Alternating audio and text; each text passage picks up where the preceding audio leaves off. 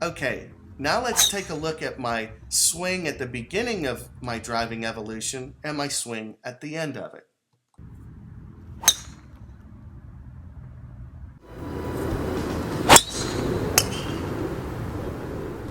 Wow, those look a lot different.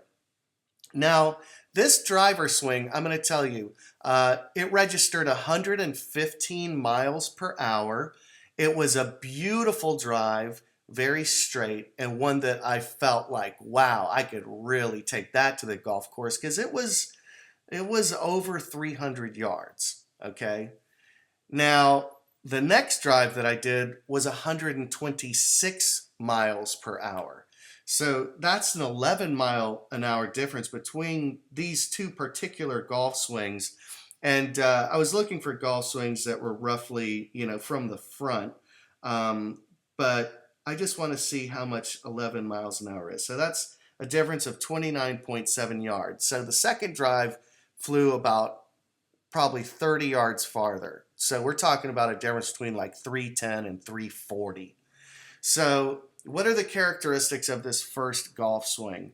Now, one of the things that I noticed right off the bat when I was beginning my driving evolution is my feet are pretty close together.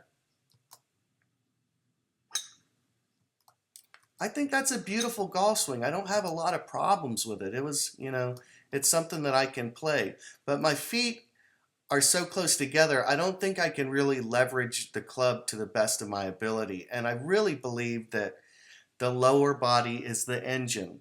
I'll say it again, At this point, I'm not discovering a lot of new things, but what I'm doing is refining my knowledge about the things that I've discovered. So what we're going to see here is I'm going to make a nice wide takeaway. I think that's pretty darn wide by most accounts. Looks good. I'm letting my left heel come up off the ground and my left knee go towards my right knee, a la Jack Nicklaus or a Bubba Watson in the reverse K position. I think it's very nice. There's some arch in my lower back. We see here, this is essentially where I reach the top of my backswing because, as I've spoken in the past, I believe that there's a load, a stretch, and a release. There's three parts in the golf swing. The first part is the load, and then the stretch begins once you start to create separation between your lower body and your upper body. So notice my right thigh, this right leg. I'm reaching nice and high, but you'll see I actually sit. Look at that. The bend in that right leg is tremendous.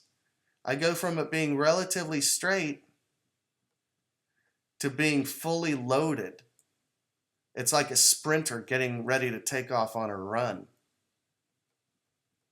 And I maintain that I don't let that arch in my back go. But as that left knee works back towards the target and that heel plants, my knees separate and I squat. Okay? So that's a good power position. I've got lots of lag there. My arms haven't fired too early. Now that I'm here, this is the Shangri-La position essentially, where it's the pre-release position where the club is fully cocked and loaded and my hips are going to spin and they're going to pull my shoulders around and the club is going to get triggered. Very nice pre-impact position here. Of course, there's some optical, problems with the shaft, but we're not going to worry about that.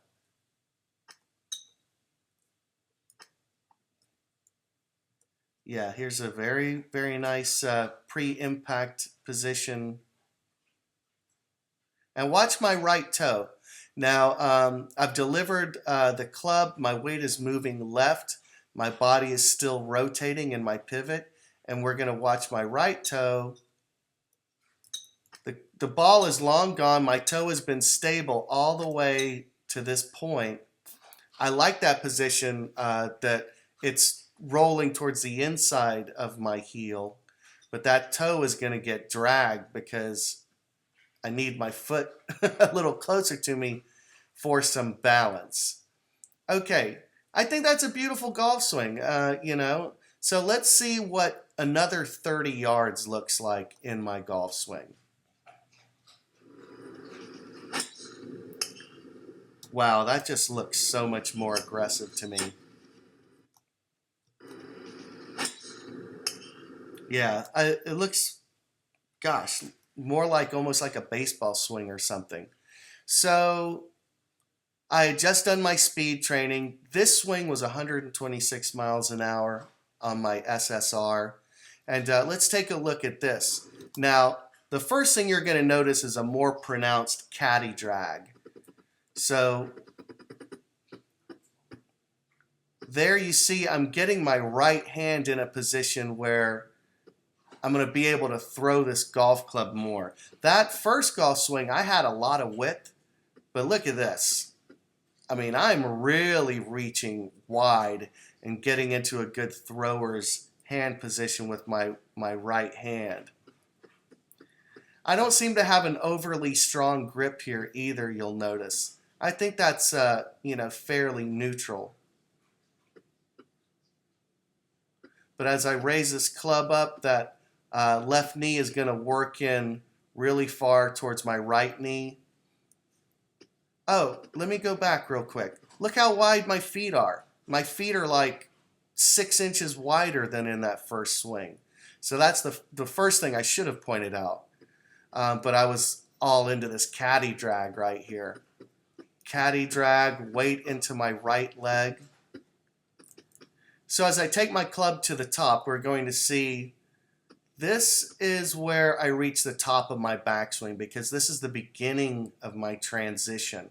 You'll see a cup in my left wrist, and you'll see this left knee has stopped moving in towards the right and is going to begin to get ready to move back to the left right here. And we're also going to notice that my backswing is longer. I've really done a good job of getting that left shoulder behind the ball. So I made a bigger shoulder turn. And then that left heel is going to plant. Now look at that. I am ready to take a good swat at this golf ball right here. I'm holding my arms back. That shaft hasn't even reached parallel yet. Now look at this picture right here. Man, I am fully squatted down. My heels are connected to the earth, and I am ready to go after this thing. My belt buckle is getting back towards the golf ball. Here my belt buckle is at the golf ball. My arms have not released yet, and I'm going to begin to move into the ball. Here's my Shangri-La position. Tons of lag that is ready to get released into this ball. So as this lag gets released, still holding it, actually. That's pretty darn good right there. And I look at my my right heel here. I like this footwork. Left heel goes down and the right heel rolls in with that right knee beginning to run at the ball. So right here, that club is ready to get released. And man, that is a lot of kinetic energy going into that golf ball right there. Yeah, that was a hard hit. But much earlier, I think because my feet are so much wider, remember my right toe drag didn't begin until much after the ball in that first swing. But right here, you'll see that right toe starts dragging. And you can see from the dirt on the ground that I had a lot of right toe drag, a la Billy Casper or the Shark. So many of the great golfers from back in the day had that right toe drag.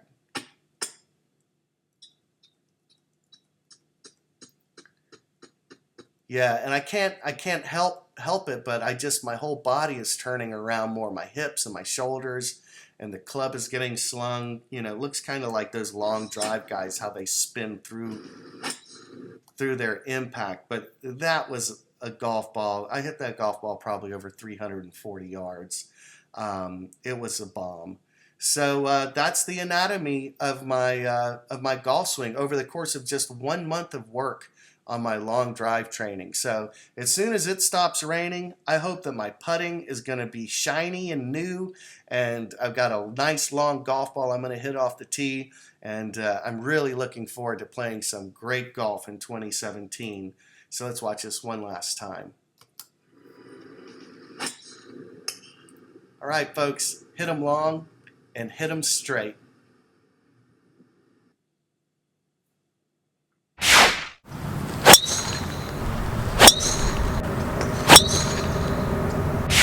Anyone can learn to hit the ball farther.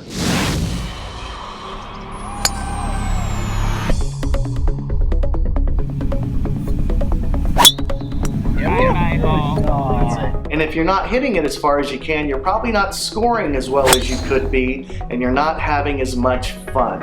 I had no idea I didn't know how to swing for speed. Now, if you don't know how to swing for speed, you're leaving tons of yardage in the bag, I guarantee it. By learning the 3 T's of distance, you'll be able to maximize your driving potential.